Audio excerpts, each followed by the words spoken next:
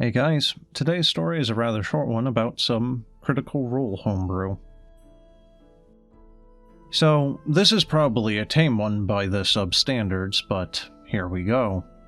I run a lot of D&D. I've even done it professionally as a paid DM, although not anymore.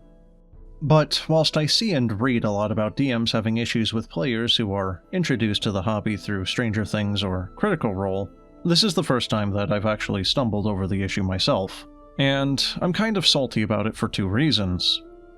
One, the player in question ground the game to a halt in order to pitch and debate me running a class feature in a particular way. And for two, as a veteran player and DM himself, he really ought to know better. In fairness, I was asking for trouble when I, at this player's request funnily enough, allowed the Bloodhunter class. A class that Matt Mercer created. My only real defense is that, 1. Curse of Strahd is an appropriate setting for an edgelord class like the Bloodhunter, and 2. The issue is separate to the raw of Bloodhunter anyway. The player in question decided to play a goblin. A small race. He takes the Order of the Lycan subclass, and all this is fair enough. He had also gone for a Wereshark transformation, which is really cool.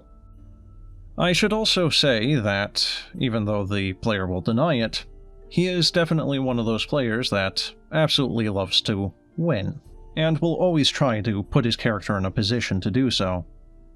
That's not a problem by any means, but it also means that he really doesn't like it when his character isn't in that position. Anyway, after a PC died last session, the party started the session looting the body, and the goblin eyed this heavy crossbow and called dibs. I said that was fine and gently reminded them that small-sized creatures have disadvantage on using heavy weapons. He tried to argue. No, I'm sure that's only tiny-sized. Cue the game being ground to a halt as we double-check. The answer is, I'm right. Small size or smaller. Sorry. Let's move on.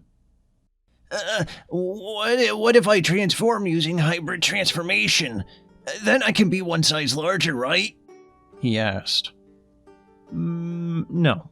Nothing in the raw about that. And I'm not about to allow it because if a medium-sized creature played this class, they would become a large size when transformed. And that has major mechanical consequences. Especially regarding reach. Well, Matt Mercer says it can be run this way. And yet he curiously didn't allow it when writing the class. I'm salty because this was a debate that stopped the game, and then dragged on because the player wouldn't initially accept no as an answer, until he felt that he had exhausted all of his excuses. This was also not a discussion that needed to happen there and then. I'm very happy to discuss the reasonings between sessions, but as a PSA to players, if you're trying to butter up your DM into allowing something to be run in a particular way, the worst thing you can say is, Matt Mercer says you can, or, well, that's how Matt Mercer does it. Because one thing I was going to allow is for them to be able to breathe underwater in hybrid form, which makes sense for a Wereshark, despite there not being anything in the raw to allow it. But I'm now genuinely worried that that'll be the proverbial inch that becomes the mile. Oh, well, if you're going to allow that, then...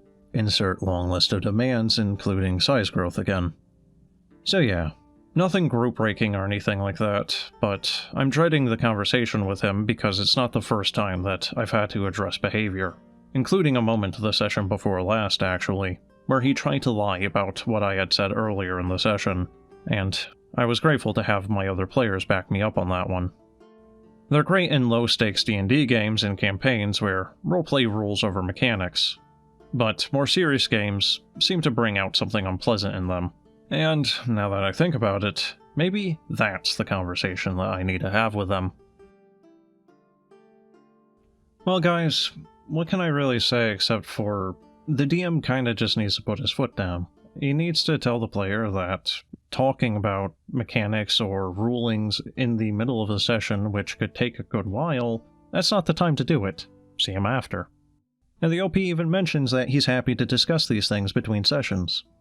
He just really needs to put his foot down and make this player understand that that's not a good time.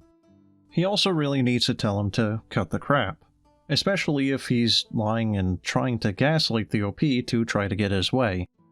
D&D isn't really a game that you need to win. He also just needs to make it clear that when the DM says no, the DM has the final say.